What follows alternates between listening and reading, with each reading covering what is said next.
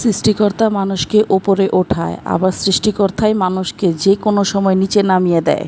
তাই কোনো কিছু নিয়ে অহংকার করে কোনো লাভ নেই। যার কপালে যতটুকুই লেখা আছে সে ঠিক ততটুকুই পাবে। So hello everyone, welcome back to my Facebook page and YouTube channel Nupur blog and cook. কেমন আছেন সবাই? আশা করি সবাই অনেক অনেক ভালো আছেন। আমিও ভালো আছি। চলে এলাম আবার একটা নতুন ভিডিও নিয়ে। আশা করি ভিডিওটি আপনাদের কাছে অনেক বেশি ভালো লাগবে। তো অনেক দিন পর পরে আমি লং ভিডিও দেই, অত বেশি একটা লং ভিডিও দেওয়া হয় না, হয়তো বা 3 দিন 4 দিন 5 দিন পর আমার একটা লং ভিডিও দেওয়া হয়। আসলে সময়ের কারণে এডিট করতে পারি না।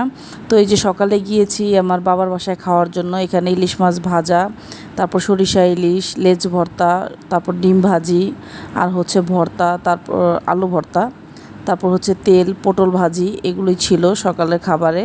তো এখান থেকে সকালে হঠাৎ করে এটা ডিসিশন হয়েছে, তো ওগুলো সকালে ওগুলো খেয়ে তারপর দুপুরে যে রান্নার আয়োজনে চলে আসলাম।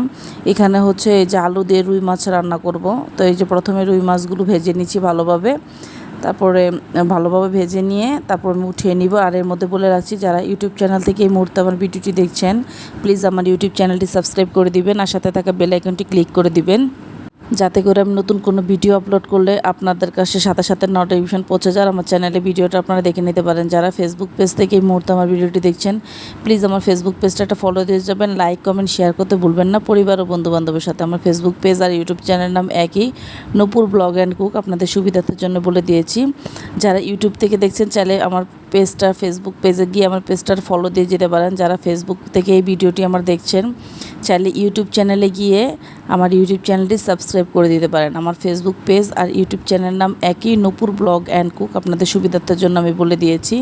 তো এই যে কথা বলতে বলতে আমার রান্নাটা অলমোস্ট কমপ্লিট হয়ে গেছে, দেখতেই পাচ্ছেন। তো আমি ক্যামেরা ধরে রেখেছি আর আমার বোন, আমি এগুলো সব ভেজেছি, মশলাও কষিয়েছি। তো যে আমার বোন এগুলো দিয়ে দিচ্ছে যাতে আমার দেওয়ার সুবিধার্থ হয়। তো এই তো এখন এটার মধ্যে পানি দিয়ে দিচ্ছি, কষানো কিন্তু শেষ। এখন এর মধ্যে মাছ ভাজাটা দিয়ে দিব। মাছ 3 পিসই রান্না করি, কারণ অত বেশি খাওয়া পড়ে না, আমার বাচ্চারা অত বেশি খায় না, আর মাছের পরিমাণ কিন্তু ভালোই বড়, অত বেশি খাওয়া পড়ে না। তো এই তো রান্নাও কিন্তু অলমোস্ট কমপ্লিট হয়ে আসছে, আর এতে দেখতে পাচ্ছেন এটা কালারটাও খুব সুন্দর হয়ে আসছে। তো এই যে রান্না শেষ করে আজকে দুপুরে আমি এক তরকারি রান্না করেছি, যেহেতু সকালে বাবার বাড়িতে অনেক ভারী খাবার খাওয়া হয়েছে, তাই দুপুরে এক তরকারি রান্না করেছি সিম্পল। আসলে চেয়েছিলাম না এটা রান্না করার জন্য, চেয়েছি একটা ভাজি টাজি কিছু করে খাওয়ার জন্য। পরে চিন্তা করলাম না থাক, বাচ্চাদের জন্য আসলে মাছ অনেক ভালো, তো ওর জন্য আর কি এইসব চিন্তা ভাবনা করে মাছটা আমি রান্না করছি। তো মাছটা আমি একটু উল্টে দিচ্ছি যাতে ঝোল এটার মধ্যে প্রপারলি ঢুকে। তো আজকের ভিডিওটি আমার ওভারঅল এই পর্যন্তই। Thank you for watching my video.